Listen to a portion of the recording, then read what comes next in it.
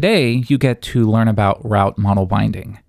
So if we scroll down, notice we have a lot of references to things like this, especially for simple projects.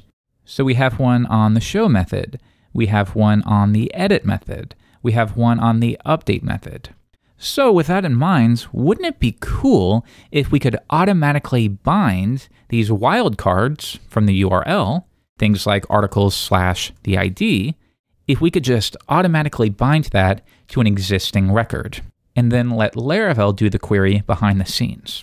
And that's exactly what route model binding allows for. So let me show you how this works. Within our sidebar, we're going to open up our route service provider. Now again, the idea of a service provider confuses a lot of people at first. These are the building blocks of Laravel, and they're split up into little components that define how we build up or bootstrap that component. So if we want to define how to bootstrap our routing for our application, then the route service provider would be a good place to look. For example, notice that within our routes.php file, we reference pages controller, and that does send us there, but the actual namespace is app HTTP controllers pages controller. Well, as you can imagine, that would be a big pain to manually write every time. So we use a default, and that default is defined right there. So this means if you wanted to be explicit and you wanted to write that out each time, then you could make that blank. Okay, but let's bring that back. So next, we can see where we load our routes. So load routes from our routes.php file. Okay, but we are interested in the boot method. This will be called on each service provider after everything has been registered. So think of it as once the Laravel app is bootstrapped and ready to go, then do you want to do anything else? In our case, yes, we want to enable route model binding. So we will call router model, and notice that router actually receives an instance of the router object right here. And even further, well, you could also do this, route model. And this is something we haven't gone over too much yet. I'm trying to ease you into it. This right here is a facade. It's exactly what you use in routes.php here. Now, it's actually not doing any work. Think of these facades as pointers to instances of a registered underlying class. So to show you what I mean, if we took a look at the route facade, notice that there's no real work going on here. And in fact, all of these methods we are calling don't even exist. This is how it works. It's a nice interface that allows us to do things like this, while behind the scenes referencing a dedicated router object and a method on it, a public method. So that's how that works. So that means, yes, we could do this, but we already have the underlying object. So we could instead do router model. Okay, so here's how it works. We bind a key, a wildcard name. And if I go back to routes.php, here's what that might look like. Let's say I had route get foo, and then we had bar, and we referenced some kind of function. Well, bar would be the key. So we basically want to say, whenever I use a bar wildcard here, I want that to refer to this model. So maybe something like app bar. And that's all Laravel needs to know. We are trying to find an instance or a specific record from the bars table that has this identifier represented by the wildcard. Okay, so let's see this in action. But in our case, we have route resource, so we don't immediately know what wildcard convention Laravel is using.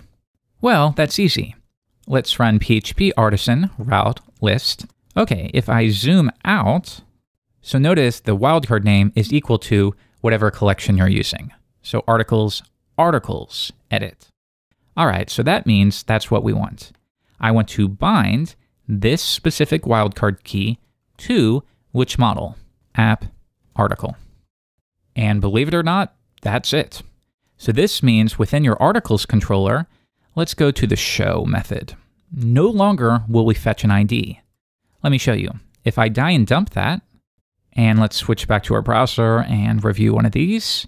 Yeah, we don't have an ID here. We actually have the specific article. How cool is that? Which means we can update this to be article, like so. Now that means we no longer have to fetch the article. We can just do that and it will still work. This is really great for APIs and small projects and things like that. So we come back and refresh and we still get it. That's so cool. So if we come back, that means in these other sections, we can do the exact same thing. Just reference the underlying object and let Laravel do more of the work for you. And let's do the same thing right here. Pretty sweet, right? So let's make sure everything still works. We need to log in, so our middleware is taking effect. john@example.com. Now we'll say checking route model binding, add the article, and it still works, but now we're leveraging route model binding behind the scenes. Now, mostly that's all there is to it, but there's a couple small things to be aware of. In some situations, well, we actually want to do the logic in a slightly different way. We don't want to just find by the wildcard identifier. We need to use a where clause or something like that. And that's what I mean when I say this is really great for small projects. For larger stuff, there may be a little more logic where it doesn't make as much sense to do this. So if that turns out to be the case, then you could do something like this.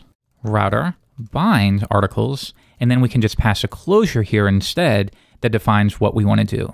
So this will now accept the ID of the article, and you can return app article.